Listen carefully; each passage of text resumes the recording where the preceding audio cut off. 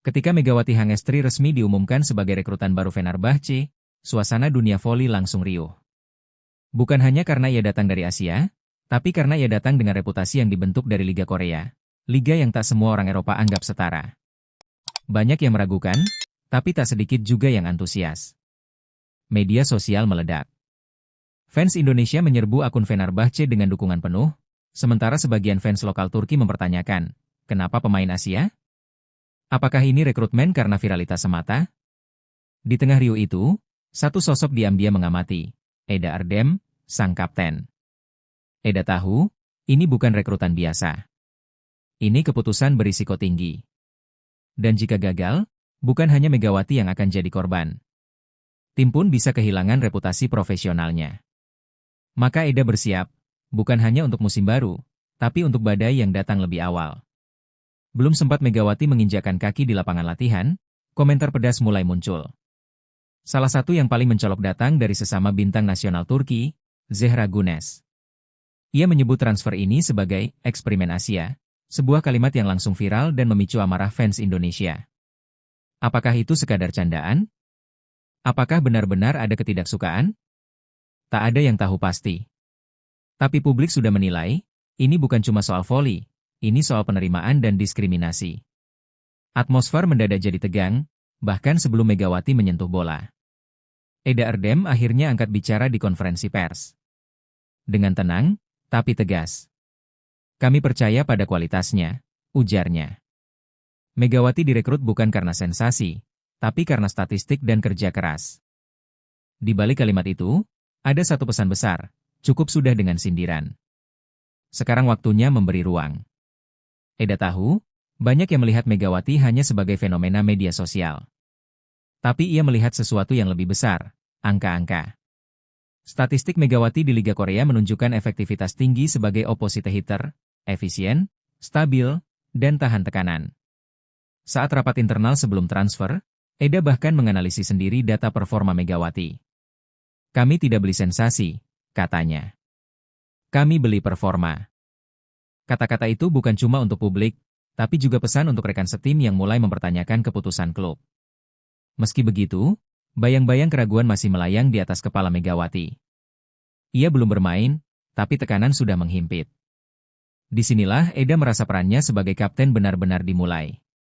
Ini bukan soal teknik, tapi soal keberanian berdiri di antara badai opini. Di ruang ganti, suasana mulai membentuk dua kutub. Ada yang menyambut Megawati dengan ramah, ada juga yang masih dingin dan menjaga jarak. Atmosfer ini berbahaya jika dibiarkan, apalagi menjelang musim yang padat dan kompetitif. Eda memutuskan untuk tak tinggal diam. Ia mulai membangun komunikasi, bukan hanya dengan Megawati, tapi juga dengan pemain lain. Kalau kita mau maju, kita harus terbuka, katanya dalam pertemuan tim. Sebuah kalimat sederhana, tapi mengandung niat besar untuk menyatukan. Bagi Eda, kepemimpinan bukan soal popularitas. Ini tentang menciptakan ruang aman bagi setiap pemain untuk tumbuh. Dan Megawati, bagaimanapun juga, adalah bagian dari keluarga Fenerbahce sekarang. Titik. Zehra kembali muncul di media, kali ini dalam wawancara pendek yang disiarkan lokal. Kami belum latihan bareng. Saya belum bisa menilai, katanya, tapi nadanya jelas, skeptis. Kalimat ini memicu gelombang baru di media sosial, dan menciptakan narasi konflik yang lebih tajam. Eda tak langsung membalas. Tapi dalam sesi latihan terbuka berikutnya, ia memperlihatkan sesuatu yang jauh lebih kuat dari kata-kata, kebersamaan. Ia melibatkan Megawati dalam setiap drill, memberi arahan, bahkan kadang menepuk bahu sang pemain baru untuk menenangkan. Sikap Eda disambut hangat oleh fans Indonesia. Kapten yang sesungguhnya, tulis seorang netizen. Tapi bagi Eda, ini bukan soal pujian. Ini soal prinsip. Ia tidak ingin melihat seorang pemain berbakat hancur karena atmosfer yang salah. Apalagi jika penyebabnya adalah diskriminasi yang diam-diam mengakar. Fenerbahce menggelar meet greet, dan Megawati tampil pertama kali di hadapan fans. Antusiasme tinggi, tapi juga terdengar suara-suara sumbang. Ada yang bersorak mendukung, ada yang menyindir dengan lirih. Megawati tersenyum, tapi Eda melihat keraguan di matanya. Setelah sesi itu, Eda berbicara langsung ke publik. Kalau kalian cinta Fenerbahce, dukung semua pemainnya, katanya. Kalimat itu viral. Tak hanya di Turki, tapi juga di Indonesia. Banyak yang mulai mengagumi cara Eda membawa diri, tegas, tapi menenangkan. Namun di balik semua itu, Eda menyimpan satu kekhawatiran. Apakah ini akan cukup? Atau justru makin mengeraskan sikap mereka yang tidak siap menerima perubahan? Sebab dalam dunia olahraga, fans bisa jadi berkah, tapi juga tekanan. Di balik ketenangannya, Eda menyimpan luka lama. Ia tahu rasanya menjadi pemain yang diragukan. Saat muda dulu, ia pun sempat dianggap tidak cukup kuat untuk jadi pilar tim nasional. Tapi waktu membuktikan, kerja keras dan dedikasi bisa mengubah narasi. Eda melihat bayangan dirinya dalam sosok Megawati, pemain yang datang dari luar sistem, membawa harapan tapi juga keraguan. Itu sebabnya ia merasa bertanggung jawab lebih dari sekadar kapten. Ia ingin menjadi perisai, bukan hanya pelatih di lapangan. Saya tahu tekanan itu nyata, kata Eda pada media. Saya pernah ada di posisi dia. Saya akan dampingi dia. Sebuah pengakuan yang tidak hanya menunjukkan empati, tapi juga keberanian membuka sisi rapuhnya sendiri. Sebuah bentuk kepemimpinan yang tidak banyak dimiliki.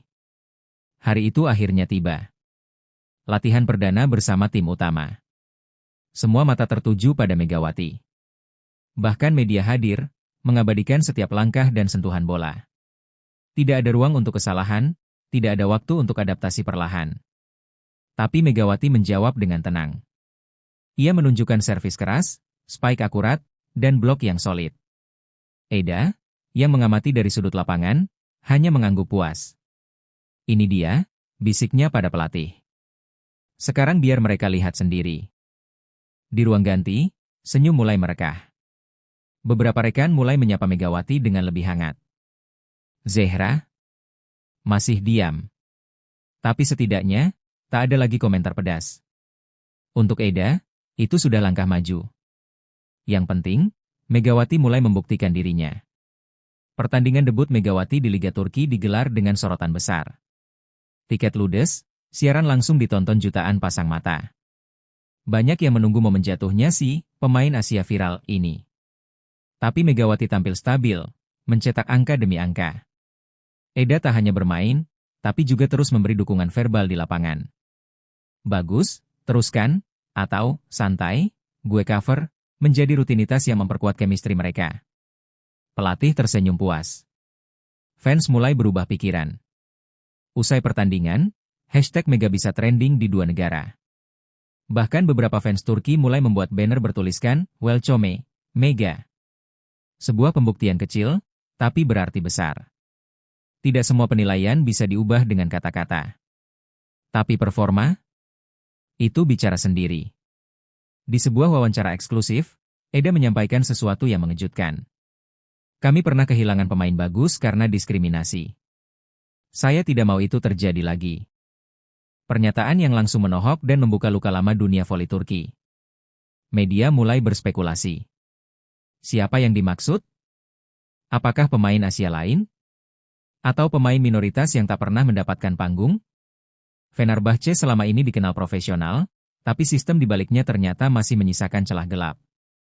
Bagi Eda, mengungkap itu adalah bentuk pertanggungjawaban. Ia ingin perubahan. Dan Megawati adalah simbol dari kesempatan kedua. Jika dibiarkan gagal karena tekanan, maka klub tak belajar dari kesalahan. Tapi jika sukses, ini bisa membuka jalan bagi pemain Asia lainnya. Di balik senyuman tim, ada riak yang belum sepenuhnya reda. Zehra masih menjaga jarak. Ia tak lagi menyerang, tapi juga belum menerima sepenuhnya. Dalam satu sesi latihan, ia tampak enggan memberi set kepada Megawati. Eda melihat itu. Tapi ia tak memaksa. Sebagai kapten, ia tahu bahwa keterpaksaan tidak pernah menghasilkan kepercayaan. Ia memilih jalan lambat tapi tulus, membangun, bukan memaksa. Pelan-pelan, ia libatkan Zehra dalam diskusi dan permainan kecil bersama Mega. Suatu hari, tanpa diminta, Zehra akhirnya memberi assist kepada Megawati di sesi latihan. Tak ada kata, tapi itu cukup. Sebuah jembatan kecil telah terbentuk. Dan Eda tahu, itu hasil dari kesabaran yang tak semua orang sanggup punya. Di balik drama lapangan, ada tekanan lain, dari manajemen dan sponsor. Mereka menyukai viralitas Megawati. statistik penonton naik, merchandise meningkat. Tapi mereka juga tak ingin kontroversi berkepanjangan yang mencoreng brand klub. Eda mendapat undangan makan malam dari petinggi klub. Mereka ingin tahu, apakah Megawati bisa dikontrol? Apakah konflik dengan Zehra akan merugikan citra klub? Eda hanya menjawab singkat, biarkan performa bicara. Bukan politik. Setelah pertemuan itu, Eda tahu, bukan hanya Megawati yang sedang diuji. Tapi juga dirinya, sebagai pemimpin, diplomat, dan penjaga etika tim. Ia tidak hanya bertarung di lapangan. Ia juga bertarung menjaga integritas ruang ganti. Di luar lapangan, Megawati mulai menyesuaikan diri. Bahasa jadi tantangan, begitu juga budaya. Tapi ia berusaha. Ia ikut belajar Turki, mencoba makanan lokal, bahkan mulai berinteraksi lebih aktif dengan fans lewat media sosial. Eda memantau semuanya. Ia tahu, adaptasi bukan soal cepat atau lambat, tapi soal dukungan. Maka ia terus mendampingi Megawati, bahkan memperkenalkan kepada keluarga dan lingkaran dekat. Ini bukan hanya hubungan rekan setim. Ini mulai menjadi ikatan kakak adik. Persahabatan mereka menjadi sorotan baru. Banyak fans mulai menjuluki mereka, duo Eda Mega. Bukan hanya karena performa di lapangan, tapi karena kisah kepemimpinan dan keberanian melawan stereotip. Narasi baru pun mulai terbentuk. Fenerbahce menutup paruh musim dengan kemenangan besar. Megawati jadi top scorer di 2 pertandingan terakhir. Publik Turki mulai mengakui kemampuannya, bahkan media mulai memuji transfer ini sebagai langkah cerdas penuh risiko. Zehra dan Megawati akhirnya terlihat berbincang akrab dalam sesi pemulihan. Fans bersorak, bukan karena poin, tapi karena momen damai itu. Semua orang tahu, ini bukan sekadar olahraga. Ini tentang mengalahkan prasangka. Eda tak bicara banyak. Ia hanya menulis satu postingan pendek di Instagram. Kami tidak membeli sensasi. Kami membeli hati yang berani. Postingan itu viral, dan dijadikan quote dalam artikel olahraga, meme inspiratif, bahkan mural kecil di dinding salah satu sudut kota Istanbul. Drama ini tak hanya mengubah satu musim, tapi mengubah cara klub memandang talenta internasional, terutama dari Asia. Fenerbahce membuka program scouting Asia, dan beberapa klub lain mulai melirik V-League dan Thailand League. Eda Erdem diundang jadi pembicara dalam forum internasional soal kepemimpinan dalam olahraga.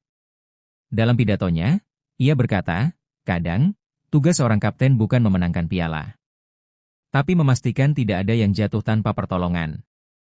Dan Megawati? Ia tak hanya bertahan. Ia bersinar. Ia membuktikan bahwa keberanian datang dari ketekunan, bukan sensasi. Dan bersama Eda, ia menjadi simbol baru, bahwa dalam dunia olahraga, keberagaman bukan tantangan, tapi kekuatan.